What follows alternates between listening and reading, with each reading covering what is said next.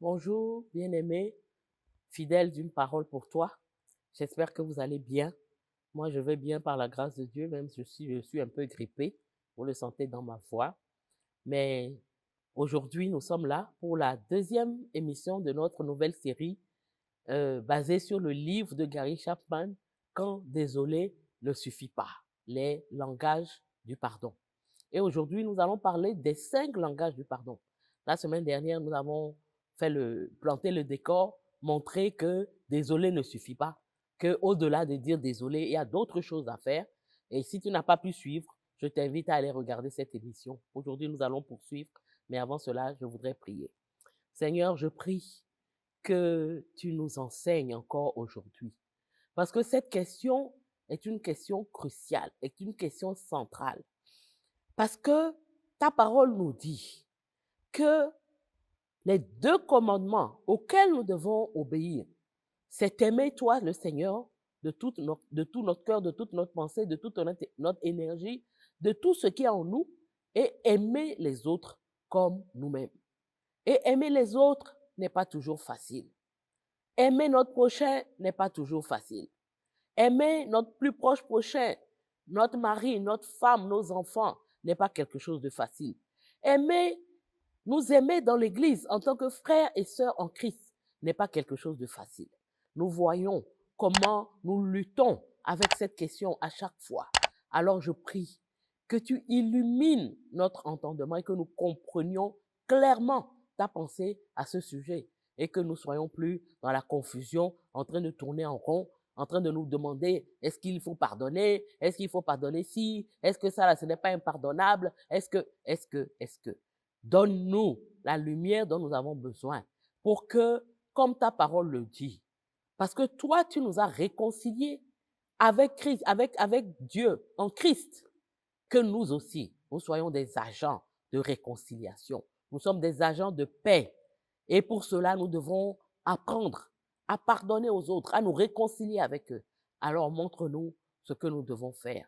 Et aujourd'hui, nous parlons plus de ce que nous devons faire en tant qu'offensés. Habituellement, on parle de ce que l'offenseur doit faire. Il doit pardonner. Mais l'offensé, qu'est-ce qu'il doit faire pour que le pardon soit facile, pour que la réconciliation ait lieu? C'est ce que nous sommes en train de voir. Parce que souvent, nous oublions que nous offensons aussi les autres. Et nous avons tendance toujours à croire que c'est nous seulement qu'on offense. Alors enseigne-nous, Saint-Esprit, conduis-nous, parle-nous, débloque quelque chose dans la tête de quelqu'un, déclenche un déclic dans une relation à l'écoute de cette émission. C'est dans le précieux nom de Jésus que j'ai prié. Alléluia! Donc, aujourd'hui, nous allons parler des 5 langages du pardon. Cet élément est basé sur le fait que nous n'avons pas les mêmes manières de recevoir les excuses. Et il y a 5 langages qui rendent les excuses audibles et guérissantes. Et donc, nous devons apprendre dans nos relations à utiliser ces 5 langages en fonction de la personne que nous avons en face de nous.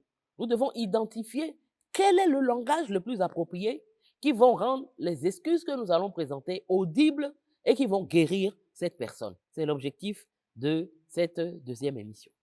Et bien avant, nous allons lire quelques passages, comme à l'accoutumée. Nous allons lire le psaume 51, les versets 3, 4, 10 et 19.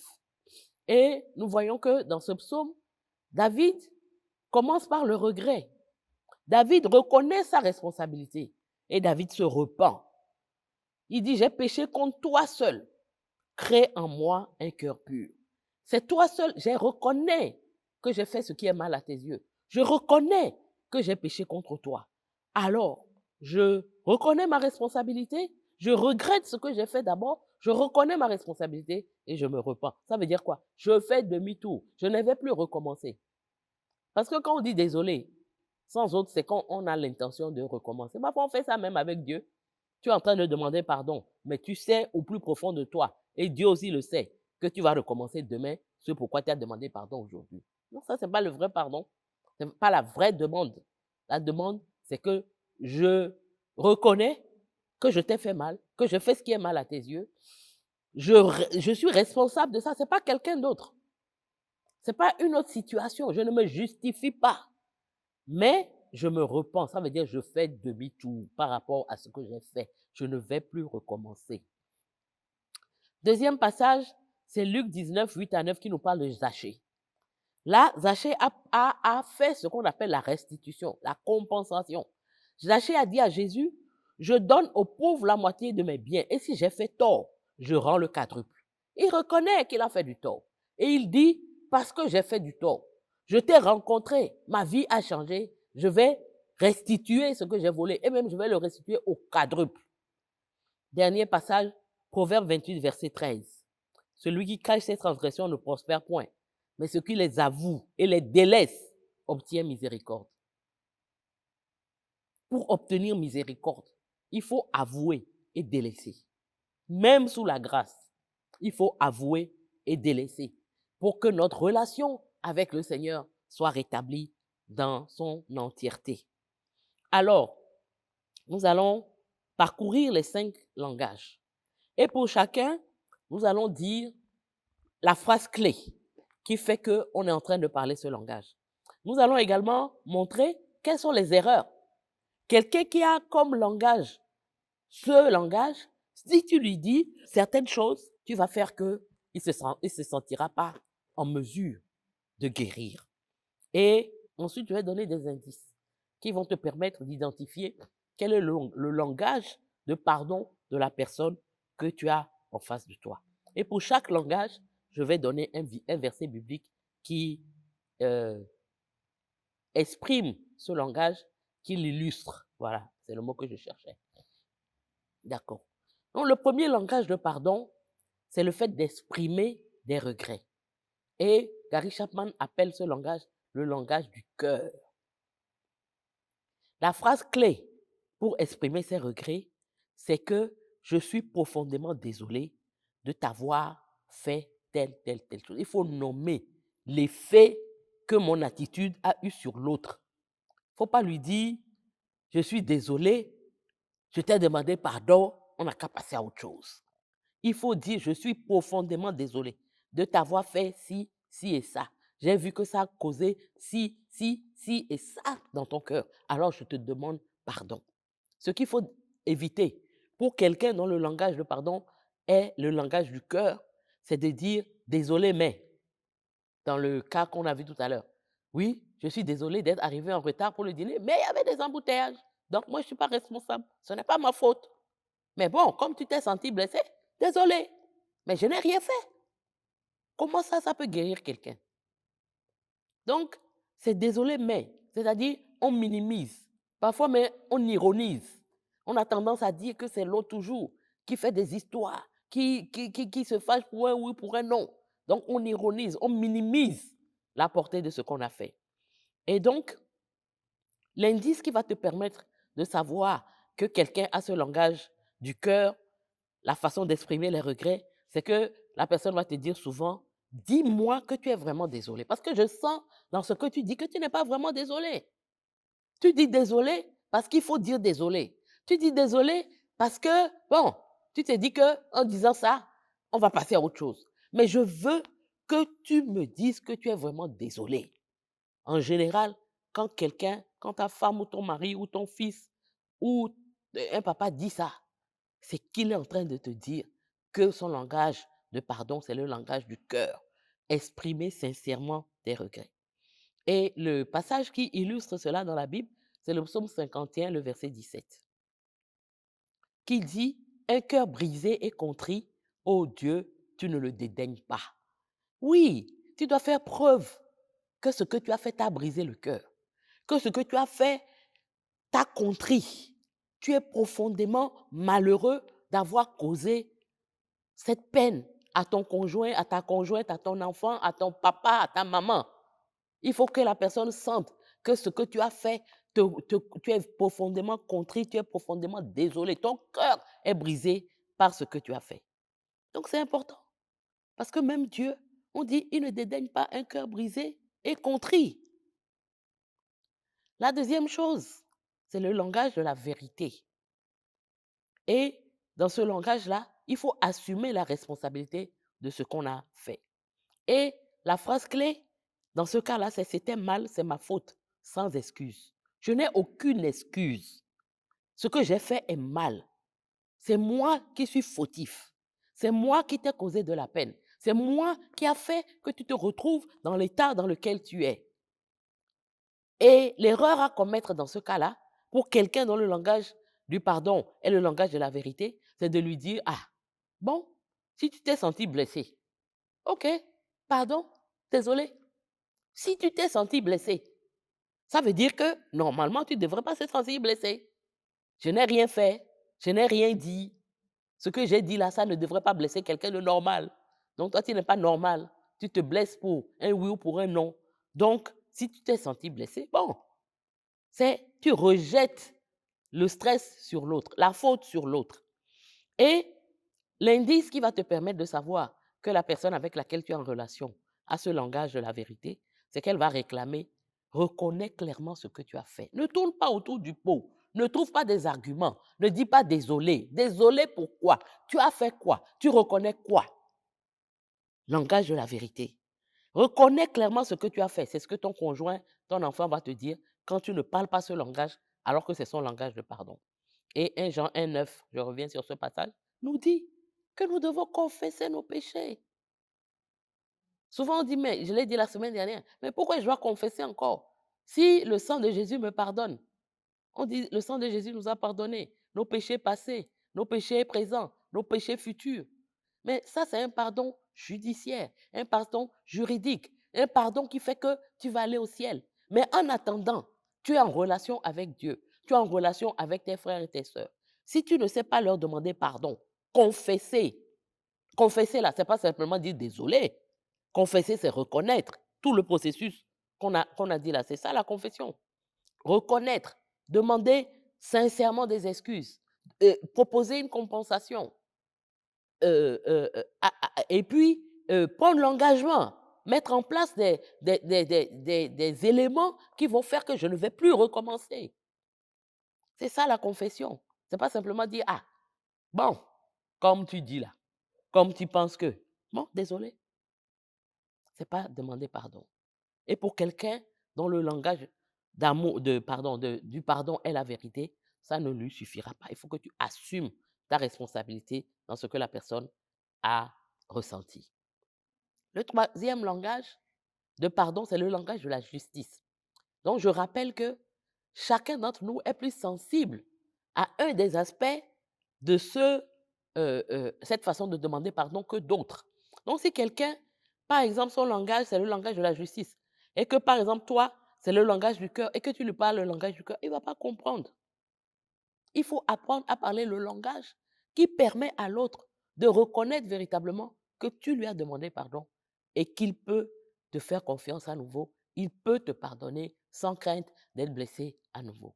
Donc le langage de la justice, c'est le langage qui consiste à réparer le tort qu'on a fait à l'autre.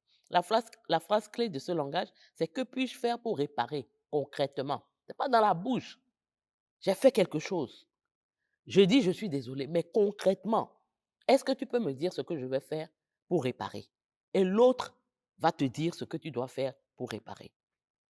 Les erreurs, pour quelqu'un dont le langage du pardon, c'est le langage de la justice, c'est le fait d'acheter le pardon. C'est-à-dire, on compense sans s'excuser. Ça, c'est typiquement les hommes. Tu as blessé ta femme et puis tu reviens avec un bouquet de fleurs. OK, c'est vrai que c'est une manière pour toi de demander pardon. Mais lui, la personne là, son langage de pardon, c'est la justice. Elle veut que tu t'excuses avant de compenser. Quand tu compenses sans t'excuser, tu n'as pas réparé le tort dans son cœur. Donc tu viens avec un bouquet de fleurs, d'accord. Mais quand tu es content aussi, tu me donnes un bouquet de fleurs, ça veut dire que tu ne reconnais pas que tu m'as fait du tort.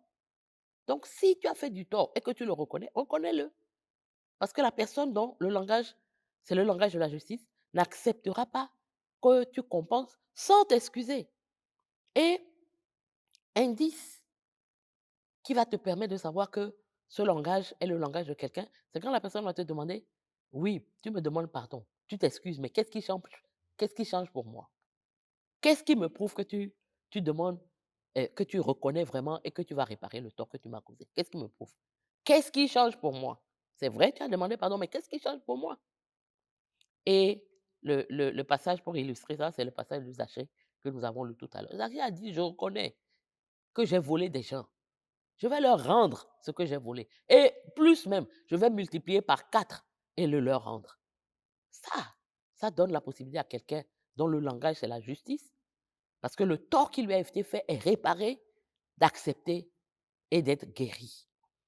Le quatrième langage, c'est le langage du changement. C'est le fait de se repentir. Et la phrase clé, c'est quand tu vas dire, OK, je suis désolé de ce que j'ai fait, mais voilà mon plan pour que ça n'arrive plus.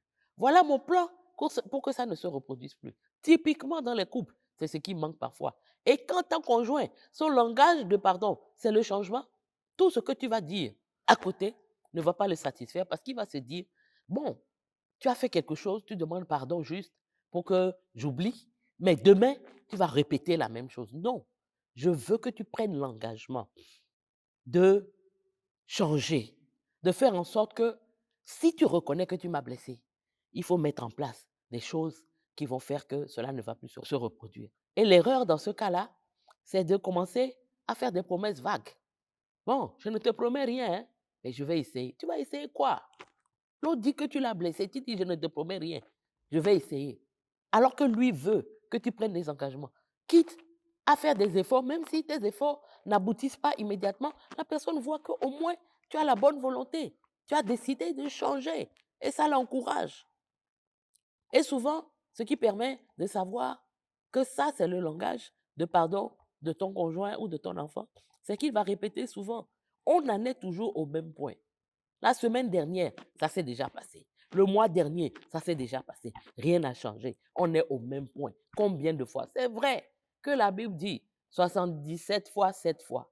Il y a un autre passage, je n'ai pas la référence en tête même, qui dit que si ton frère te blesse 7 fois dans la même journée, c'est-à-dire il te blesse, il s'en va, il a demandé pardon, il revient te blesser encore, il s'en va 7 fois dans la même journée, tu dois lui pardonner. C'est vrai ce que la Bible dit. Mais facilitons la tâche les uns aux autres. Faisons en sorte que le pardon soit suivi d'une véritable réconciliation. Ça veut dire qu'il faut faire attention. Il faut prendre des précautions. Il ne faut pas banaliser. Comme la Bible dit, tu dois me pardonner, tu me pardonnes, point, à la ligne. Demain, je recommence, tu dois me pardonner. Parce que tu dois pardonner 7 fois, 77 fois. Tu dois pardonner 7 fois dans la même journée. Mais quel type de relation tu peux avoir avec quelqu'un qui te blesse continuellement? 7 fois dans la même... Vous savez que quand une plaie est à vif et puis on vient encore enfoncer quelque chose dedans là, ça fait extrêmement mal. Hein? Donc, ne nous compliquons pas la vie.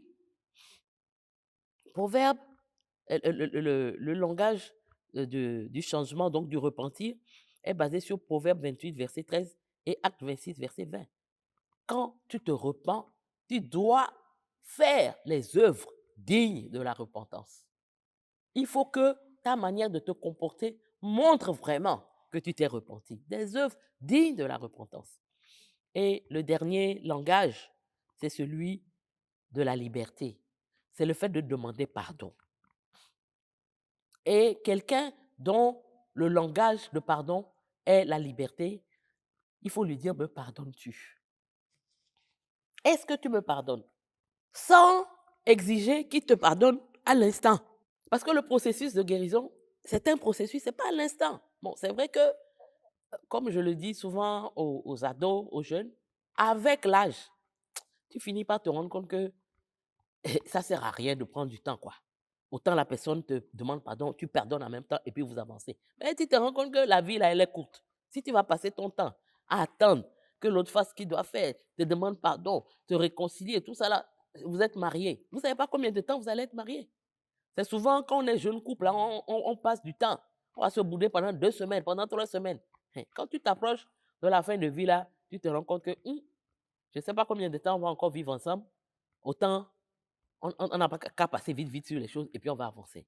Mais quand quelqu'un, son langage, c'est la liberté, parle ce langage. Hein?